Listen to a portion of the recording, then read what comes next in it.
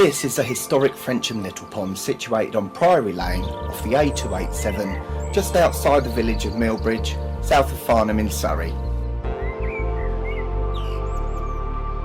One of Farnham Angling Society's most picturesque venues, it's a reed fringe water of around 30 acres in size with 21 swims, most of which are flanked by reed beds with shallow margins gently sloping off into deeper water.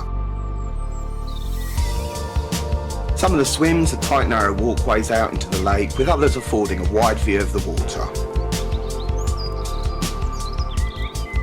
Frensham Little Pond has a mainly silty and sandy bottom with a maximum depth of around 6 feet at its deepest point to mere inches in the margins, with an average depth of around 4 feet.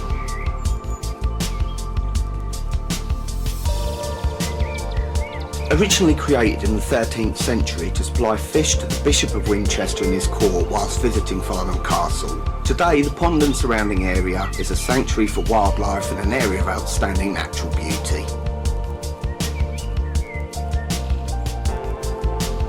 Frensham Little Pond is a dammed estate lake which is known to contain around 70 carp. A handful of the original Leany carp still remain from the 1954 stocking, with the largest of these, known as the long one, around the £40 mark at the right time of year, with the others in the £20 to £30 bracket. These fish are amongst the oldest and most prestigious history fish in the country, and as with all Farnham Angling Society fisheries, fish care and rig safety must be absolutely paramount when targeting and ensuring the safe landing of these fish. Alongside these fish, you've got a backup stock of carp from 2 more recent stockings, of which 2 of the largest Burt and Bradstock fish hover around the upper £30 to £40 mark at the right time of year, with the rest of the fish being smaller specimens coming from the most recent stocking of Thames Water Authority carp, which are mainly linears and fully scaled fish, with several smaller carp present which have resulted from the successful spawning of these fish. In addition to the carp, there's rudd to over £3 8 ounce, although these are rarely captured, and tench into double figures, as well as some great perch to over £3 with many smaller fish present, plus some large roach up to £2 plus and pike to £29 plus as well. Frensham Little Pond is shared with many dog walkers and members of the general public who also wish to enjoy the water and surrounding areas, and the fishery can become extremely busy during weekends and holiday periods, especially during the summer months, so it's advised to fish nights, early mornings and evening sessions, and to place rods and tackle to the sides of swims to avoid conflict with other users of the area. Umbrellas and storm sides may be used all season, with bivvies permitted from the 1st of October until the end of the season. And also please be aware that no bait boats are allowed on this fishery either. Turning off the A287 and coming down Priory Lane, you'll find the designated Farnham Angling Society car park next to the Warden's Cottage on the right hand side. Please ensure that the gate is locked and secure upon your entrance and departure. Coming out of the gate, turning left at the driveway to the Warden's Cottage, you'll find a footpath on the right hand side which will bring you out on the northern bank of the fishery. Carrying on along the footpath, you'll see the dam wall in front of you, parts of which date back to the 12th century.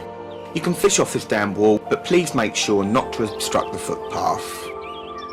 Making your way round the pond, you'll come to the swim by the dam. Looking out from this one, you've got the dam wall off to your right there, with very shallow water close to it, so we'll cast off to the left into the deeper channel around halfway, as always in with a shout. Moving up the west bank of the fishery, the next swim you'll come to is number 2, the Green Door. Again quite shallow at around 2 feet close in, but you'll pick up deeper water extending off the reed beds either side of the swim, with the deeper silty stream bed featuring around halfway out down to a depth of around 5 feet. This swim has been closed for fishing recently, but necessary reed management work by Farnham Angling Society in conjunction with the National Trust in this swim and many others has ensured that they are now fishable for all. Carrying on up the footpath and looking right, you'll arrive at swim number 3, the Oak Swim. Looking out from this one, you'll pick up the old stream bed around halfway out, but a bait placed on the near side edge of this has been known to produce good results. This is followed by a good long length of undisturbed margin, at the end of which you'll find number 4, the Shingly Beach. This is situated on the corner as the lake bends round to the left. This is a swim that's extremely popular with our canine friends, summer and winter. So as with many of the more open swims, please take care with tackle placement, especially in the summer months. Moving on, the next swim you'll come to is number 6, known as Long Reeds. This swim looks out to the main body of the lake with a couple of platforms to the left of the swim. These are put in to provide nesting opportunities for the terns which are known to inhabit the water, so please be advised not to fish too close to them, as the carp in the water do know where they are and will head for them once hooked. As with most swims on the Little Pond, waders must be on hand at all times to ensure the safe landing of your quarry in a sufficient depth of water. It's also a good idea to have your landing net ready out in the water too, to avoid any problems. Moving along that bank, you'll come to the apple tree swim, which again is quite difficult to fish due to the platforms which feature off to the right there, so the same advice applies to this swim as the previous one. To the left of this is a stalking swim, which really is a day only swim due to its snaggy nature, with the bird sanctuary up to your left and snags opposite. As you make your way round the water, you'll see the bird sanctuary off to your right there and to your left, none of which can be fished, but which provides an important habitat for many native and visiting birds, amphibians and insects which can be observed at all times of the year.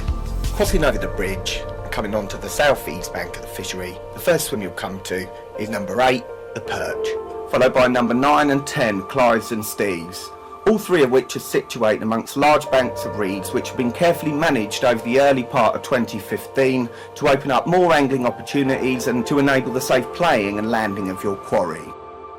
These are probably the furthest swims from the car park. All three of these swims face out to the main body of the lake, and the carp can sometimes be seen crashing there out in the middle, known as the void.